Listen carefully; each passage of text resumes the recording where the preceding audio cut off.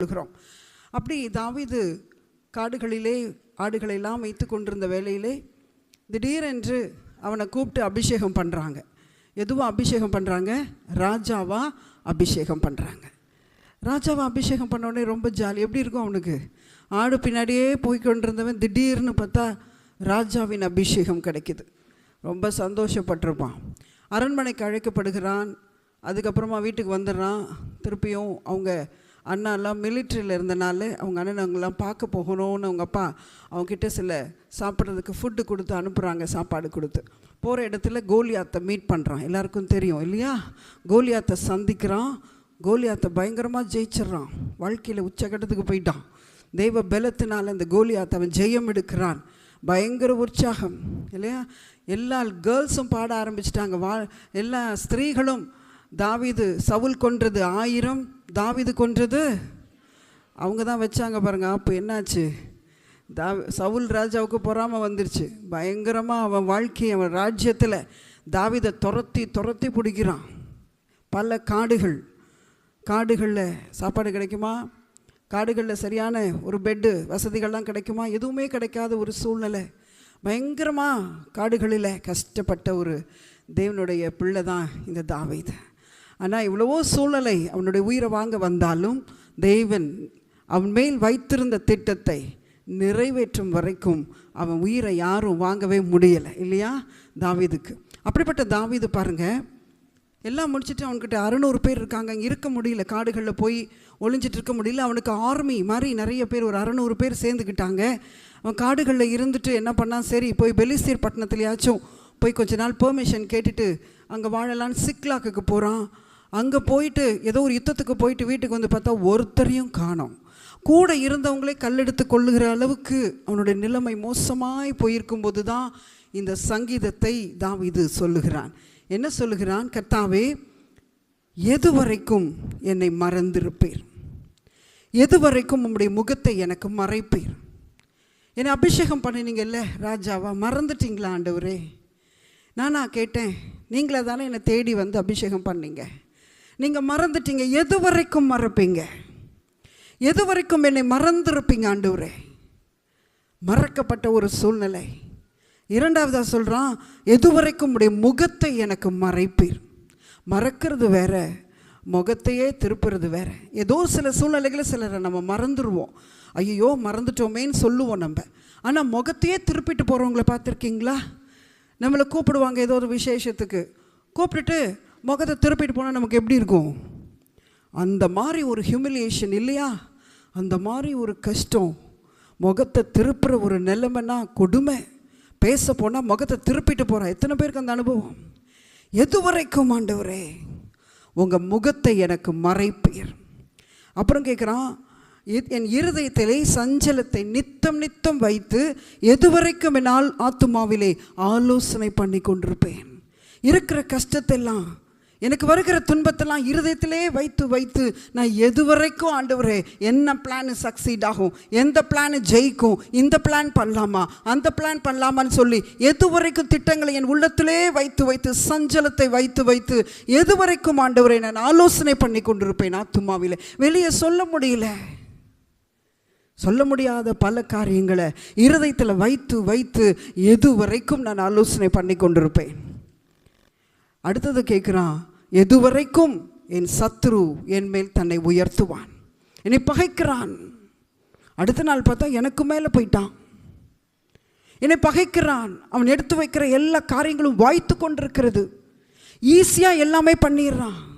வீட்டுக்கு மேலே வீடு கட்டிடுறான் ஈஸியாக. ஒரு முன்னேற்றத்திற்காக நம்ம ஒரு அடி எடுத்துக்கும் போது அவன் 10 அடிக்கு முன்னேறி போயிடுறான். எது வரைக்கும் ஆண்டவரே என்னை ராஜாவாக்க அபிஷேகம் பண்ணினீர், உண்மைதான். ஆனால் எதுவரைக்கும் இந்த பாடுகளை நான் ஏற்றுக்கொள்வது? எதுவரைக்கும் என் ஆத்துமாவிலே நான் சஞ்சலத்தை வைத்து கொண்டிருப்பது? எதுவரைக்கும் ஆண்டவரே? புலம்புகிறான்.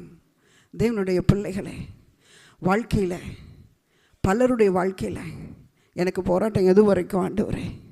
எது வரைக்கும் நான் அந்த கஷ்டத்தை பார்த்துட்டே இருக்கிறது? எது வரைக்கும் என்னோடய பிளான்ஸ் வைக்கிறேன், அது முடியாமல் போய் கொண்டிருக்கிறது. யார்கிட்டையும் சொல்ல முடியாதது இருக்குதே. ஏன்னா யார்கிட்ட போய் நான் சொல்கிறது? தூற்றுவாங்களே என் கஷ்டத்தை. என் குடும்பத்துக்குள்ளேயே பிரச்சனைகள் இருக்கும்போது நான் வெளியே எப்படி போய் சொல்லுவது? எது வரைக்கும் என் உள்ளத்தில் நான் மறைத்து வைத்து கொண்டிருப்பேன்? நீங்கள் மறந்து விட்டீரா? என்னை ரட்சித்ததையே நீங்கள் மறந்துட்டீங்களா ஆண்டவரே? கேள்விகள் வரும் தான் தேவ பிள்ளைகளே. இந்த எது வரைக்கும் ஹவு லாங், எது வரைக்கும் புலம்பிக் கொண்டிருந்த தாவீது ஆண்டவர் பார்த்து சொன்னார் இல்லையா, சீயோனோ கர்த்தர் என்னை மறந்தார், ஆண்டவர் என்னை கைவிட்டார். ஏசாயா 49 வாசிக்கிறோம். சீயோனை சொல்கிறான், தேவனுடைய பிள்ளை சொல்லுகிறான், கர்த்தர் என்னை மறந்துட்டார், ஆண்டவர் என்னை கைவிட்டான். எத்தனை பேர் சொல்லுகிறீங்க? எத்தனை பேர் உங்கள் மனசில் என்னோட திட்டங்கள் வாய்க்கவில்லை, என்னுடைய பிரச்சனைகளுக்கு இனி முடிவில்லை என்று சொல்லி எத்தனை பேர்? எத்தனை நாட்கள் இந்த பலவீனத்தை நான் சுமப்பது? எத்தனை நாட்களில் நான் ஹாஸ்பிட்டலுக்கே காசை நான் போட்டு இறைக்கிறது, சம்பாத்தியங்கள் நிற்க முடிய மாட்டேன், கடனுக்கு மேல் கடன், முடியவில்லை. கர்த்தர் என்னை மறந்துட்டாருங்க. எத்தனை பேர் சொல்கிறீங்க? ஆண்டவர் சொல்கிறார், ஸ்திரீயானவள் தன் கற்பத்தின் பிள்ளைக்கு இறங்காமல் தன் பாலகனை மறப்பாளோ? ஒருவேளை அவள் மறந்தால் இந்த காலை வேளை வந்திருக்கிறவங்க ஒவ்வொருவரையும் அவர் மறப்பதே இல்லை. ஹல்லேலூயா! அவர் மறப்பதில்லை தெய்வ பிள்ளைகளே. குழந்தை கொடுக்குற அம்மா, பால் கொடுக்குற ஸ்திரீ கூட மறந்துடுவாளாம். ஆண்டவர் சொல்ல, நான் அவன் மறந்தா கூட நான் மறக்க மாட்டேன். ஹல்லேலூயா! நித்தம் உங்கள் வாழ்க்கையில் எது வரைக்கும் என்று உட்கார்ந்துருக்கிறீர்களா?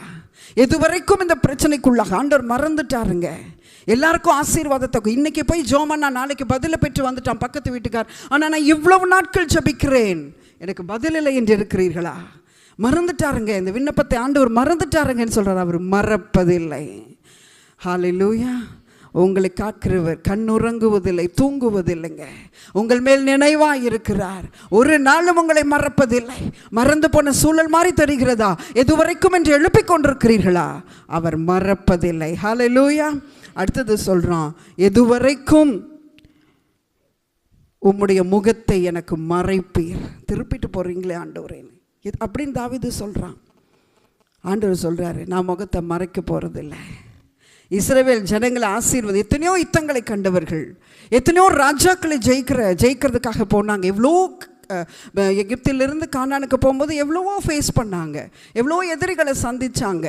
அப்போ ஆண்டவர் சொல்கிறாரு, இஸ்ரவேல் ஜனங்களை பார்த்து நீ என்ன சொல்லணும்? நான் முகத்தை மறைக்கிறவர் இல்லை, முகத்தை திருப்புகிறவர் இல்லை, நான் என் முகத்தை உங்கள் மேலே பிரகாசிக்க பண்ணுகிறவர், என் முகத்தை உங்கள் மேலே பிரசன்னமாக்குகிறவர், நான் மறைப்பதில்லை என்று சொல்ல, நான் உன்னை ஆசீர்வதித்து காக்க கடவர். இதுதான் கர்த்தருடைய நாமம், இது ஆசீர்வாதத்தின் நாமம். அவர் சொல்கிறார், நான் உன்னை ஆசீர்வதித்து, எல்லாரும் சொல்லுங்கள், நான் உன்னை ஆசீர்வதித்து காக்க கடவர். அவர் தம்முடைய முகத்தை உங்கள் மேலே பிரகாசிக்க பண்ணி உங்கள் மேலே கிருபையாக இருக்க கடவர். உங்கள் மேலே அவருடைய முகத்தை பிரசன்னமாக்கி சமாதானத்தை கட்டளிட கடவர். இதுதான் இஸ்ரவேலை ஆசீர்வதிக்கிற கர்த்தருடைய நாமம். இந்த நாமம் இந்த மாதம் முழுவதும் உங்களை ஆசீர்வதிக்க போகிறது. கர்த்தர் மறைத்து கொண்டாரோ முகத்தை? இல்லைங்க, அவர் தம்முடைய முகத்தை உங்கள் மேல் பிரகாசிக்க பண்ணுவார். நான் கீழே இறங்கி என்னை பார்த்தேன்னா கொஞ்சம் டல்லாக தான் தெரிவேன். ஆனால் இப்போ எப்படி தெரியும்னு தெரியல, உங்களுக்கு தான் தெரியும். கொஞ்சம் லைட்டு மேலே இருக்குது, ஸோ கொஞ்சம் பிரைட்டாக இருக்கலாம் இல்லையா? அது பிரகாசிக்குது என் மேலே. ஹாலஜன் போட்டு வச்சுருக்காங்க கரெக்டாக, டிவியில் கருப்பாக தெரிஞ்சிருமோன்னு சொல்லி அது பிரகாசிக்குது மேலே இல்லையா? ஆண்டவர் அவர் முகத்தை உங்கள் மேலே பிரகாசிக்க பண்ணுகிறார். எத்தனை பேர் விசுவாசிக்கிறீங்க? என்னைக்கும் பிரகாசம் தான். ஹல்லேலூயா! தேவனுடைய பிள்ளையை கர்த்தர் எது வரைக்கும் மறந்தார் நினைக்கிறீங்களா? எது வரைக்கும் ஒரு முகத்தை திருப்பிட்டு போகிறார் நினைக்கிறீங்களா? அவர் தம்முடைய முகத்தை இந்த லைட்டு பிரகாசிக்கிறது மாதிரி அவர் உங்கள் மேலே லைட்டை வச்சு பிரகாசிக்க பண்ணி கொண்டே இருக்கிறார். அவர் முகத்தின் பிரகாசம் உங்கள் மேலே இருக்கிறது. எத்தனை பேர் விசுவாசிக்கிறீங்க? நமக்கு தெரியாது, சத்துருவுக்கு தெரியும் எவ்வளோ பிரகாசிக்கிறீங்க. என்ன தேவ பிள்ளை முகத்தை பிரகாசிக்க பண்ணுகிறார். முகத்தை பிரகாசிக்க பண்ணுறது வெளியே இருந்து, ஆனால் எனக்குள்ளேயே பிரசன்னமாக்குகிறார். Hallelujah! I feel the presence of காட்னு சொல்கிறாங்க இல்லையா? என் பிரசன்னத்தை உணரும்படி செய்வார், சமாதானத்தை கட்டளையிடுவார். எத்தனை பேர் இதுதான் கர்த்தருடைய நாமம்? சொல்லுங்கள், இதுதான் கர்த்தருடைய நாமம். என்னாகும் 6வது அதிகாரத்தில் இருக்குது. எல்லாம் மனப்பாடம் பண்ணி டெய்லி சொல்லுங்கள், கர்த்தர் என்னை ஆசீர்வதித்து காக்க. எல்லாரும் சொல்லுங்கள், கர்த்தர் என்னை இந்த மாதத்தில் ஆசீர்வதித்து காக்க கடவர். கர்த்தர் தம்முடைய முகத்தை என்மேல் பிரகாசிக்க பண்ணி என்மேல் கிருபையாக இருக்க கடவர். கர்த்தர் தம்முடைய முகத்தை என்மேல் பிரசன்னமாக்கி எனக்கு சமாதானத்தை கட்டளையிட கடவர். ஹல்லேலூயா. சொன்னதான் கிடைக்கும். அப்படியே கிறிஸ்டின் ஆகிட்டா எல்லாம் அப்படியே பைபிள் அப்படியே உள்ளேருந்து அப்படி வெளியே வந்து அப்படி நம்ம தொட்டுட்டு போகாது. உங்கள் வாயை கொடுத்ததே கர்த்தருடைய வார்த்தையை சொல்லுவதற்கு தான். வாய் சொல்லி இருதயம் விசுவாசி காட்டி ஒன்றுமே நடக்காது. ஹல்லேலூயா. நான் ரொம்ப அமைதிங்க, ரொம்ப சாஃப்ட், நான் வெளியே பேசவே மாட்டேன், ஒன்றும் கிடைக்காது. வாயில் சொல்லி அறிக்கையிடணும். ஹல்லேலூயா. அதுதாங்க தெய்வ பிள்ளை. வாயும் இருதயமும் இருதயம் எப்பயுமே சொல்லுவாங்க இல்லையா, இருதயத்தில் விசுவாசிச்சு வாயில் என்ன பண்ணணுமா, அறிக்கை செய்தால் தான் ஆசீர்வாதம். இந்த வார்த்தை உங்கள் வாயில் அறிக்கை தான் தேவன் உங்கள் தம்முடைய முகத்தை உங்கள் மேல் பிரகாசிக்க பண்ணுவார். தேவ பிள்ளையே, எதுவரைக்கும் மறந்து விட்டார்? எதுவரைக்கும் உங்க முகத்தை மறைப்பேன்னு கேட்டு இருக்கீங்களா? உங்க வாய் திறக்கிற வரைக்கும் அவர் மறைஞ்சுதான் இருப்பாரு. உங்க வாயில நீங்க விசுவாசமா பேசுற வரைக்கும் அவர் எப்படிதான் இருப்பாரு? மறைஞ்சுதான் இருப்பார். ஹல்லேலூயா. வாயை திறந்து சொல்லுங்க, கர்த்தர் உங்களை ஆசீர்வதிப்பார். ஹல்லேலூயா. உள்ள வரும்போது எல்லாம் நினைச்சுக்கோங்க, இங்க சொல்ல தான் சொல்லுவாங்க இல்லையா? ஸ்கூல் கூட பரவாயில்லன்னு நினைக்கலாம். கர்த்தருடைய வார்த்தையை சொல்ல சொல்ல சொல்ல சொல்ல சொல்ல அது உங்களுக்குள்ள ஒரு பெரிய வல்லமையை இல்லையா உண்டாக்கும். அடுத்தது அவன் சொல்றான், என் இருதயத்திலே சஞ்சலத்தை நித்தம் நித்தம் வைத்து எதுவரைக்கும் என் ஆத்துமாவிலே ஆலோசனை பண்ணி கொண்டிருப்பேன். ஆத்துமாவிலே ஆலோசனை. நிறைய நேரம் நிறைய பிரச்சனைகளை சொல்ல முடியாது வெளியே இல்லையா? சொன்னால் வீடு 2000 இல்லை, நமக்கு வேறு நம்மளுடைய ஈகோ குறையும், எதுனமோ நடக்கும் இல்லையா? ஸோ சில ப்ராப்ளம்ஸை நம்ம என்ன பண்ண மாட்டோம், சொல்ல மாட்டோம். உள்ளேயே வச்சு வச்சு வச்சு என்ன பண்ணுவோம், இந்த ப்ரெஷர் தான் என்ன பண்ணும், ஏறிக்கிட்டு. அது எவ்வளோ தாங்கும் அந்த இருதயம். தாவீது சொல்கிறான், ஆண்டவரே உள்ளேயே வச்சு வச்சு நான் எது வரைக்கும் ஆண்டவரே ஆலோசனை பண்ணுறது? எல்லா பிளான்ஸையும் நான் உள்ளே வச்சு வச்சு ஆலோசனை பண்ணி தோற்று போயிடுது. எது வரைக்கும் ஆண்டவரே? எத்தனை பேர் அந்த சூழ்நிலைக்குள்ளே இருக்கீங்க? உள்ளேயே ஆலோசனை பண்ணிட்டு இருக்கீங்களா? உள்ளேயே வச்சு வச்சு காரியத்தை யோசிச்சுட்டு இருக்கீங்களா? உள்ளேயே நீங்களே டீல் பண்ணிக்கலாம்னு நினைக்கிறீங்களா? நம்மளே முடிஞ்ச வரைக்கும் பார்க்கலான்னு நினைக்கிறீங்களா? எது வரைக்கும் ஆண்டவரேன்னு கேட்குறீங்களா? ஆண்டவர் சொல்கிறாரு, நான் உனக்கு போதித்து நீ நடக்க வேண்டிய வழி உனக்கு காட்டுவேன், உன்மேல் என் கண்ணை வைத்து உனக்கு ஆலோசனை சொல்லுவேன். உங்கள் ஆலோசனை நீங்கள் எடுத்துக்கொள்ள வேண்டாம். உங்கள் ஆலோசனை உள்ளே இருக்கிற பிளான்ஸ் படி வச்சு வச்சு வச்சு யோசிக்க வேண்டாம். அவர் சொல்கிறாரு, நான் உனக்கு போதித்து நீ எப்படி நடக்கணும், இந்த மாதத்தில் வருகிற ஆண்டில் எப்படி இருக்கணும், நான் உனக்கு ஆலோசனை சொல்லுவேன். ஹல்லேலூயா. நான் உனக்கு போதித்து என் கண்ணை வச்சு ஆலோசனை சொல்லுவேன். கண்ணை வச்சு ஆலோசனை. எத்தனை கண்ணு தான் இருக்குது தெரியுமா? 4 ஜீவங்கள்னு எசேக்கியேல்ல வாசிக்கிறீங்க தெரியுமா? சக்கரம் இருக்கும், கேருபீன்கள் 4 கேருபீன்கள் இருப்பாங்க. அவங்களுக்கு 4 முகம், ஒவ்வொருத்தருக்கும் 4 முகம். அவங்க ஃபுல்லாக கண்ணு. எவ்வளோ கேருபீன்கள் இருக்காங்கன்னு தெரில. அந்த சக்கரம் ஃபுல்லாக கண்ணா. கீழேருந்து பூமியிலேருந்து சக்கரம் பெரிய பெரிய பயங்கர வட்டங்களாக எலும்புதான். அது ஃபுல்லாக என்ன இருக்குதான், கண்ணு. எவ்வளோ அட்டென்ஷனில் நீங்கள் இருக்கீங்க தெரியுமா? ஏதோ கேமரா வச்சா தான் தெரியும் இல்லைங்க. பரலோகத்துலேருந்து அவ்வளோ டைரக்ஷனும் உங்கள் மேலே தான் இருக்குது. பரலோகத்தில் அவ்வளோ கண்ணு. உண்மைதான். எசேக்கியேல்ல வாசி பாருங்க, 1ஆம் அதிகாரம். அவ்வளோ கண்ணு உங்களை பார்க்குது. சக்கத்தில் நிறைஞ்சிருக்குது கண்ணு. கேருபீன்கள் ஜீவன்கள் 4 ஜீவன்கள் எவ்வளோ பேர் இருக்காங்களோ அவ்வளோ பேர் கண்கள் முழுசும் நிரம்பி இருக்காங்க. நம்ம இப்படி திரும்பினாலும் பார்ப்பாங்க, அப்படி திரும்பினாலும் பார்ப்பாங்க, எப்படி திரும்பினாலும் பரலோகம் உன்னித்து கொண்டு கவனித்து கொண்டே தான் இருக்குது. உங்களை காக்கும்படி உங்களுக்காக தூதர்களுக்கு கட்டளையிடுகிறார். அவர் நம்ம ஜெபிச்சாலும் ஜெபிக்கலனாலும் அவர் கரெக்டாக இருக்கிறாரு பாருங்க. என் பிள்ளை போகிறான் கோயம்புத்தூருக்கு, வழியெல்லாம் காக்கும்படி தூதர்கள் போங்க நீ இறக்கி விடுறாரு. எவ்வளவு நல்லவர். நீங்களே உள்ளே வச்சு யோசிச்சுட்டு இருக்கீங்களா? உள்ளே வச்சு வச்சு எது வரைக்கும் ஆண்டவரே எனக்கு இந்த பிரச்சனை, சொல்ல முடியாத பிரச்சனை எது வரைக்கும், என் வியாதி மற்றவங்களுக்கு சொல்ல முடியல, எது வரைக்கும் மறைச்சு வைக்கிறது? என் குடும்ப சூழ்நிலைகள், என்னுடைய குடும்பத்தின் உறவுகள் நித்தம் நித்தம் என் உள்ளத்தில் வைத்து வைத்து வைத்து ஆலோசனை பண்ணி கொண்டிருக்கிறேன். எது வரைக்கும் ஆண்டவரே கேட்டுக்கொண்டிருக்கிறீர்களா? அவர் உங்களுக்கு ஆலோசனை கொடுப்பார். ஹல்லேலூயா. கர்த்தரால் மீட்கப்பட்ட ஜனம் என்ன பண்ணுவாங்களாம்? ஆனந்த களிப்புடன் பாடி சீயோனுக்கு வருவார்கள். தலையின் மேல் என்ன இருக்கும்? நித்திய மகிழ்ச்சி தலையின் மேல் இருக்கும். சந்தோஷமும் மகிழ்ச்சியும் அடைவார்கள், சஞ்சலமும் தவிப்பும் ஓடி போகும். ஹல்லேலூயா. தேவ பிள்ளைகளே, கர்த்தரால் மீட்கப்பட்டவர்களா நீங்க கூடி வந்திருக்கிறீங்க. இந்த காலை வேளை சந்தோஷமும் மகிழ்ச்சி உங்களை ஆண்டு கொள்ளட்டும் இயேசுவின் நாமத்தில். எல்லா இருதயத்தில் இருக்கிற உங்களை வைத்து கொண்டு ஆலோசனை பண்ணி கொண்டிருக்கிற எல்லாம் ஆண்டவரோடு கூட நீங்கள் சொல்லுவீர்களானால் அவர் உங்கள் நித்திய மகிழ்ச்சி உங்கள் தலையின் மேல் வைப்பார். உங்கள் சஞ்சலமும் தவிப்பும் ஓடி போகும். ஹல்லேலூயா. உள்ள வந்து சஞ்சலத்தையும் தவிப்பையும் மறுபடி தூக்கி கொண்டு போகக்கூடாது. எல்லா சஞ்சலத்தையும் மாற்றும்படி கர்த்தருடைய பிரசன்னம் இந்த காலை வேளை உங்களை நிரப்பி கொண்டிருக்கிறது. இருதயத்தில் சஞ்சலத்தை வைத்து எத்தனை நாட்கள் ஆலோசனை பண்ணுவது? அவருக்கு செவியை சாய்ங்க. அடுத்ததா சொல்றாரு, எதுவரைக்கும் என் சத்ரு என் மேல் தன்னை உயர்த்துவான். சத்ரு உயர்ந்து, நான் சத்ரு நினைக்கிறவன் எப்படி இருக்கிறான்? உயர்ந்து கொண்டே போகிறான் இல்லையா? நம்ம 15 வருஷமாக கிறிஸ்தவங்களாக இருந்தோம், இன்னும் ஒரு ஆசீர்வாதத்தை கூட என்ன பண்ணுவோம் இல்லாமல் உட்காந்துருப்போம். இன்னொருத்தர் என்ன பண்ணுறாங்கன்னா அவன் கடவுள் ஆசீர்வாதம் அப்படிலாம் நீங்கள் நினைக்கலாம். ஏற்றவளை கர்த்தர் உங்களை உயர்த்துவார். 37வது சங்கீதத்தில் பொல்லாதவனை குறித்து எரிச்சல் அடையாதே, நியாயக்கேடு செய்கிறவள் மேல் என்ன பண்ணாத, பொறாமை கொள்ளாத. புள்ள போல தலைப்பாங்க, இருப்பாங்களா இல்லையான்னு தெரியாது, ஆனால் நீ தேவனுடைய பிள்ளை. ஹல்லேலூயா. கர்த்தர் பார்த்து கொள்வார். உங்கள் எத்தனைமே சத்ரு உயர்த்துவான சத்ரு இயேசு பாதப்படியாக்கி போடும் வரைக்கும் இல்லையா? சங்கீதம் 110 வாசிக்கிறோம். 1வது வசனத்தில் வாசிங்க.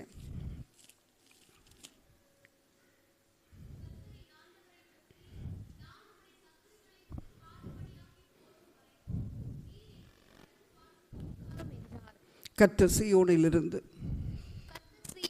உமது வல்லமையின் செங்கோலை அனுப்புவார்.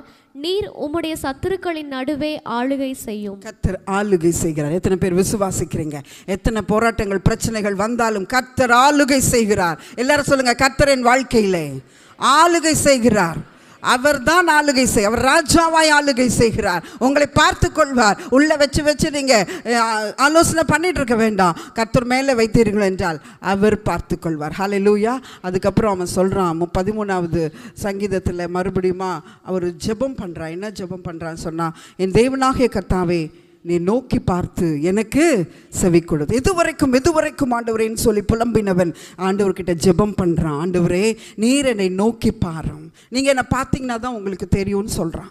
எனக்கு செவி கொடுத்தருளும், நான் மரண நித்திரை அடையாதபடி என் கண்களை தெளிவாக்கும். என் வாழ்க்கை அடுத்த நிமிஷம் என்னன்னு தெரியாது, அடுத்த நிமிஷம் எப்போ வந்து ராஜா எம்எல்ஏ போட்டு தள்ளுவான்னு தெரியாது, ஆனால் நான் மரண நித்திரை அடையாதபடிக்கு என் கண்களை தெளிவாக்கும். இன்றைக்கி நாம் எல்லாம் பண்ணுற ஜெபம் என்ன தெரியுமா? நான் உங்கள் வல்லமையை, உங்கள் உயிர்த்தெழுந்த வல்லமையை, உங்களுடைய அந்த உயிர்த்தெழுந்த எங்களை உயிர்ப்பிக்கிற அந்த வல்லமையை அறியும்படியா, நீர் எவ்வளவு வல்லமை உள்ளவர், நீர் எவ்வளவு பராக்கிரமம் நிறைந்தவர், என் சூழ்நிலைகளை எப்படி மாற்றுகிறவர் என்று அறிவதற்காக என்னுடைய மனக்கண்களை தெளிவாக்கும், பிரகாசிக்க பண்ணும் என்று ஒவ்வொரு நாளும் தெய்வ பிள்ளைகள் ஜெபிக்க வேண்டும். ஹல்லேலூயா. அவனை மேற்கொண்டேன் என்று என் பகஞ்சன் சொல்லாதபடிக்கும், நான் தள்ளாடுகிறதுனால் என் சத்துருக்கள் களி கூறாதபடிக்கும் இப்படி செய்தருளும். ஹல்லேலூயா. ஏன் செய்யணும்னா, ஒவ்வொரு நாளும் பகஞ்சனை பார்க்குறேன், வளர்ந்துக்கிட்டே போகிறான், சத்துருக்கள் வளர்ந்து கொண்டே போகிறார்கள். அவன் சொல்லக்கூடாது தேவனுடைய பிள்ளையை நான் மேற்கொண்டேன், தேவனுடைய பிள்ளை அவன் ஒன்றும் இல்லை, ஆண்டவர் நம்பி வீணா போனான்னு சொல்லக்கூடாது என்பதற்காக ஆண்டவரே இப்படி செய்யுங்கன்னு சொல்லி தாவீது ஜெபிக்கிறான். அதுக்கப்புறம் பாருங்க, அவன் விசுவாசத்தோடு சொல்கிறான், நான் உம்முடைய கிருபையின் மேல் நம்பிக்கையாக இருக்கிறேன், உம்முடைய ரட்சிப்பினால் என் இருதயம் களி கூறும். ஹாலை எத்தனை பேர் சொல்ல போகிறீங்க? நான், எல்லாரும் சொல்லுங்க, நான் உம்முடைய கிருபையின் மேல் நம்பிக்கை. கிருபையை கற்றுக்கொண்டான். கிருபையை பார்த்தா ஆண்டவருடைய கிருபை எவ்வளோ பெரியதாக இருக்கிறது இல்லையா? கிருபையின் தேவன், கிருபையில் ஐஸ்வர்யம் உள்ளவர். இந்த கிருபையை நோக்கி பார்க்குறான். ஆண்டவரே கிருபை எவ்வளோ பெருசுன்னு சொல்லி நமக்கெல்லாம் அறிக்கை கொடுத்துருக்காங்க, கிருபைகளை பற்றி, இரக்கத்தை பற்றி இல்லையா? அதெல்லாம் நோக்கி பார்க்கும்போது நாம் நம்முடைய இந்த பிரச்சனைக்குள்ளே போக மாட்டோம். நாம் அவரை துதிக்கிறவர்களாய் நாம் மாறுவோம். உம்முடைய ரட்சிப்பினால் என் இருதயம் களி கூறும், கர்த்தர் எனக்கு நன்மை செய்தபடியால் அவரை பாடுவேன்னு துதியில் முடிக்கிறான். கஷ்டத்தில் ஆரம்பிக்கிறான், புலம்பல்ல ஆரம்பிக்கிறான், துதியில் முடித்து. புலம்பல்ல வந்திருக்கீங்களா? ஆண்டவரை துதிச்சு கொண்டே போவீங்க. ஹல்லேலூயா. உங்கள் சிறுமைகள் மாறும், துக்கம் மாறும். நாம் நிறைய இடத்துல தாவீதின் சங்கீதத்தில் வாசிச்சிங்கன்னா எது வரைக்கும் கோபமாக இருப்பீங்க, எது வரைக்கும் இறங்காமல் இருப்பீங்க, எது வரைக்கும் ஆண்டவரேன்னு சொல்லி எது வரைக்கும் நிறைய சங்கீதத்தில் அவன் சொல்லிக்கொண்டே போகிறான். ஹல்லேலூயா. ஆனால் இந்த சங்கீதத்தில் தொடர்ந்து ஹவு லாங் என்று சொல்லுகிறான். எது வரைக்கும் தேவனுடைய பிள்ளைகளே, மனிதர்கள் மட்டும் எது வரைக்கும்னு சொல்லலை, ஆண்டவரும் உங்களை பார்த்து நீங்கள் எது வரைக்கும்னு கேட்குறாரு. ஆண்டவரும் பார்த்து உங்களை கேட்குறாரு. என்ன கேட்குறாரு? நீங்கள் எது வரைக்கும்? நீ மட்டும் சொல்கிற எது வரைக்கும்னு. ஆண்டவர் சொல்கிறாரு, நம்ம பிரசங்கங்களில் கேட்டிருக்கிறோம் இல்லையா, கானான் தேசத்தை கர்த்தர் வாக்கு பண்ணார், போய் பார்த்துட்டு வாங்கடான்னு 12 பேரை அனுப்புனார் இல்லையா. அடிக்கடி கேட்குற வசனங்கள் தான். பார்த்து வைத்ததும் சிங்காரம் பண்ண தேசத்தை வாக்கு பண்ணி 12 பேரை அனுப்பி அதில் 2 பேர் நல்ல சாட்சி சொன்னாங்க. 10 பேர் என்ன பண்ணாங்க, எப்படியா குழப்படி பண்ணலாம், இந்த கூட்டத்தில் எப்படியாவது குழப்படி பண்ணி உங்கள் மைண்டை மாற்றணும் இல்லையா. சில பேர் உள்ளே வந்தாலே அங்கே என்ன ஆகும், ஏதோ ஒரு ரெண்டகம் நடக்கும் இல்லையா, நல்லதான் பேசிகிட்டு இருப்போம். அந்த மாதிரி இந்த குழப்படி பண்ணுற 10 பேரும் இஸ்ரவேல் ஜனங்கள் நிறைஞ்சிருந்த இந்த கோத்திரத்துக்குள்ளே புகுந்துட்டு என்ன சொன்னாங்க, துர்ச்செய்தியை பரப்புனாங்க. எல்லாம் இந்த 2 பேர் நல்லதை சொல்கிறாங்க, அதை கேட்கலைங்க. இன்றைக்கி நிறைய டைம் வேதம் என்ன சொல்லுதுன்னு நம்ம பார்க்கறது இல்லை.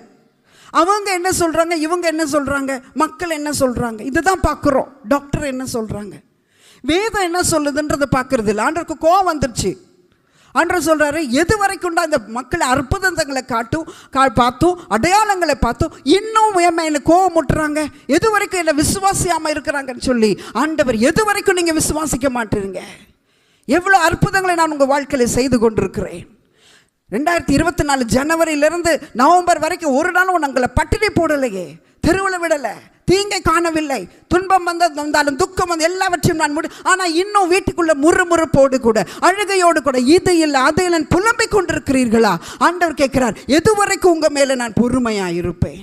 அடையாளங்களை பார்த்தோம், அற்புதங்களை பார்த்தோம், இன்னும் உங்கள் பிரச்சனையில் என்னை நோக்கி பார்க்காம, என் வார்த்தையை நோக்கி பார்க்காம எது வரைக்கும் நீங்கள் விசுவாசியாமல் இருப்பீர்கள்?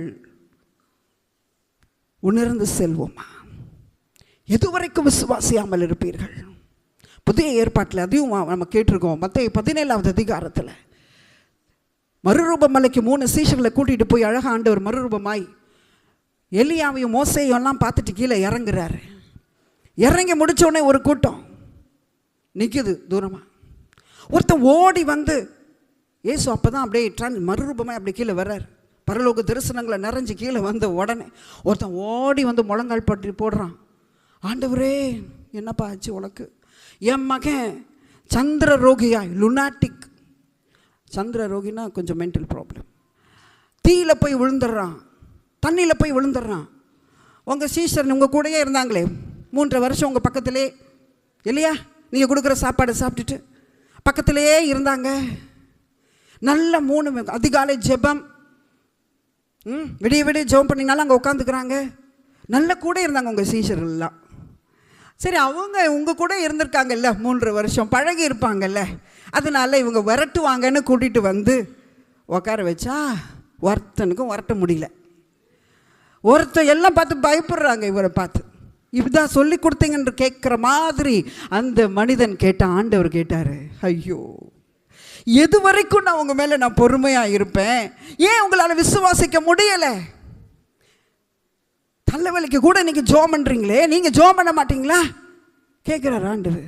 அதுக்கு கூட ஒரு ஃபோன் பண்ணி தலைவலிக்குது ஜோம் பண்ணுங்கன்னு சொல்கிறீங்களே. ஏன் விசுவாசம் இல்லாத மாறுபாடுள்ள சந்ததியே, எது வரைக்கும் நான் உங்களோடு கூட இருப்பேன்? எத்தனை பிரசங்கங்களை கேட்டிருக்கிறோம் ஜனவரியிலேருந்து இது வரைக்கும். இந்த வருஷத்தில் இன்னும் விசுவாசம் வர மாட்டேங்குது. ஆண்டவர் கேட்குறார், பாஸ்டர் கேட்கல, ஆண்டவர் கேட்குறார். எல்லாரும் சொல்லுங்க, விசுவாசம் இல்லாத மாறுபாடுள்ள சந்ததியே, எது வரைக்கும் நான் உங்களோடு பொறுமையாக இருப்பேன்? எது வரைக்கும் இருக்க போகிறார்? இந்த வருஷம் நல்ல கனி கொடுக்குன்னு பார்த்துட்டு இருக்கிறார். இந்த வருஷம் அந்த தெருவில் இருக்க எல்லாருக்கும் சுவிசேஷத்தை சொல்லி எல்லாரையும் கிறிஸ்துவுக்குள்ள ஆதாயப்படுத்தி என்னுடைய வார்த்தையை வச்சு ஆதாயப்படுத்துவான்னு நினைச்சா இன்னும் நம்ம பிரச்சனைக்கே இன்னொருத்தங்களை தேட வேண்டி இருக்குதே, ஒரு தலைவலிக்கே ஜபிக்க வேண்டி இருக்குதே. என்னைக்கு போய் நீங்கள் அற்புதங்களை செய்கிறது? விசுவாசிக்கிறவங்களா நடக்கும் அற்புதங்கள் அவனன்னு சொல்லி ஆண்டவர் கைகளை சொஸ்தமாக்குவாங்க, பிசாசுகளை விரட்டு வரலன்னு சொன்னா அதுக்கு பயந்துட்டு இன்னைக்கு ஒரு கூட்டம் இருக்கிறோமே. நம்மை பார்த்து ஆண்டவர் சொல்லுகிறார், விசுவாசம் இல்லாத மாறுபாடுள்ள சந்ததியே, எது வரைக்கும் நான் உங்களோட பொறுமையாக இருப்பேன்? உணர்வடைவோம் தேவ பிள்ளைகளே. நம்ம பார்த்து ஆண்டவர் இது வரைக்கும் கேட்குறாரா? நீங்கள் தான் கேட்டுட்டு இருக்கீங்களா எது வரைக்கும்னு? ஆண்டவர் கேட்குறாரு, எல்லாத்தையும் கொடுத்துட்டேன், வல்லமையும் கொடுத்துட்டேன், அதிகாரத்தை கொடுத்துட்டேன், வச்சுக்கிட்டே இன்னும் வல்லமையும் வச்சுக்கிட்டு அதிகாரத்தையும் வச்சுட்டு பிரயோஜனப்படுத்தாம விசுவாசமே இல்லாமல் இருக்கீங்களா? உணர்வடையும்படி கர்த்தர் விரும்புகிறார். எல்லாரும்